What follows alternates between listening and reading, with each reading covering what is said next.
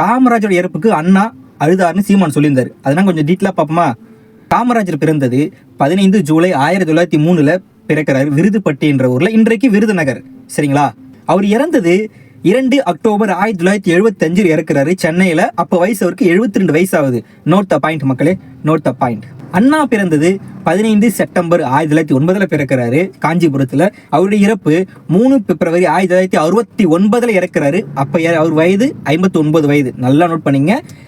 காமராஜர் இறக்குவது 1975 இறக்குறாரு. ஆனா அண்ணா இறந்தது 1969 இறந்துறாரு. அதாவது காமராஜர் இறப்பதற்கு முன்பு 6 வருடங்கள் முன்பே அண்ணா இறந்து விடுகிறார். அப்படி இருக்கும்பொழுது காமராஜர் இறப்புக்கு அண்ணா அழுதார்னு சீமான் எப்படி சொன்னார்? First point. இப்ப சீமானுக்கு போவோம். சீமான் பிறந்தது 8 நவம்பர் 1966 அரணையூர், சிவகங்கை மாவட்டம், தமிழ்நாடு. அங்கதான் பிறக்கிறாரு. சரிங்களா? இப்ப காமராஜர் இறக்கும் போது அவருக்கு வயசு வந்து பாத்தீங்கன்னா ஒரு 9 வயசு இருக்கும். அதுவே அண்ணா இறக்கும் போது அவர் வயசு பாத்தீங்கன்னா 3 to 3.5 வயசு இருக்கும். நல்லா நோட் பண்ணீங்க, 3.5 வயசு இருக்கும். அவர் அப்ப அரணையூர்ல தான் இருக்காரு. சரிங்களா? ஒரு வாட்ஸ்அப்ல ஒரு செய்தி வருதுன்னா அதை வச்சு என்னன்னா பேசுவீங்களா சொல்லுங்க? இவர் இறக்கிறதுக்கு முன்னாடி 6 வருஷத்துக்கு முன்னாடி அவர் இறந்துட்டார். ஆனால் இறந்த ஒருவர் இப்பொழுது இறந்த ஒருவருக்கு வந்து அழுதார் நீ சொன்னீங்க பாத்தீங்களா?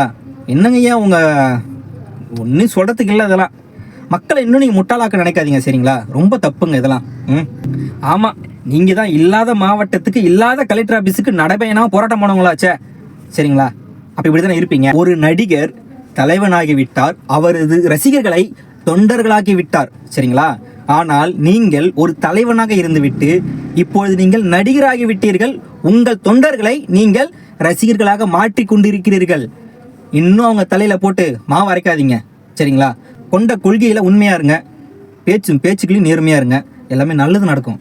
அதுக்கு நான் இன்னைக்கு இங்கே பேசுவேன், அன்னைக்கு இங்கே பேசுவேன், அப்படி இப்படிலாம் பேசிட்டு இருக்காதீங்க. ஃபர்ஸ்ட் நீங்க எது கட்சி ஆரம்பிச்சிங்க? இன்னைக்கு வந்து என் எதிரி தாவேக்கான்னு சொல்றீங்க. நீங்க கட்சி ஆரம்பிச்ச காரணம் என்ன?